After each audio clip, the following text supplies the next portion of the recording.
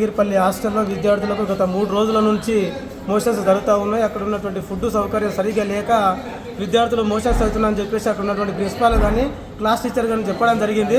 అయినా ఇక్కడ ఉన్నటువంటి స్టాఫ్ కానీ వాళ్ళు తగ్గిపోతామని చెప్పేసి అక్కడనే ట్యాబ్లెట్స్ ఇచ్చి వాళ్ళతో మాట్లాడి తల్లిదండ్రులకు చెప్పకుండా వాళ్ళే ట్రీట్మెంట్ చేస్తూ ఉన్నారు. ఇప్పుడు అకస్మాత్తుగా వాళ్ళకి లూజ్ మోషన్స్ రాత్రి నుంచి చాలా ఇబ్బందులకు గురవుతున్నా ఇంతవరకు స్పందించకుండా పొద్దున వాళ్ళకు చాలా ఇబ్బందులు గురవుతుంటే ఇప్పుడు తీసుకొచ్చిన తర్వాత ఇక్కడ ఏమి కాలేదు, రాత్రి నుంచే పెడుతున్నాం, టాబ్లెట్స్ ఇచ్చినాం, అంతా బాగానే మొత్తం 13 మంది. దాదాపు ఇప్పుడు ఇక్కడ ఉన్నటువంటి మొత్తం స్టూడెంట్స్ 14 మంది.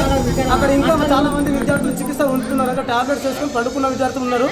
అయినా వీళ్ళు ఇక్కడ ఉన్నటువంటి స్టాఫ్ వెంబడి వచ్చిన నేత సరిగా స్పందించకుండా ఇష్టం వచ్చినట్టుగా మాట్లాడుతున్నారు, సరిగా రెస్పాండ్ ఇస్తలేడు. ఏమైందని అడిగితే కూడా ఏం కాలేదు, రాత్రి నుంచే ఇట్లా అయ్యింది, ఇప్పుడు తీసుకొచ్చినామని చెప్పేసి ఇక్కడ నుండి వచ్చినానని చెప్తున్నాడు.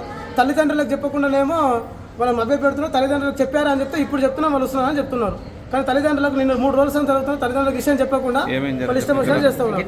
కాబట్టి వెంటనే ఇక్కడ ప్రిన్సిపాల్ పైన వాళ్ళ స్టాఫ్ పైన చర్యలు తీసుకొని విద్యార్థులకు నాణ్యమైనటువంటి వైద్యం అందించాలని చెప్పేసి మేము ఎస్ఎఫ్ఐగా డిమాండ్ చేస్తూ ఉన్నాం.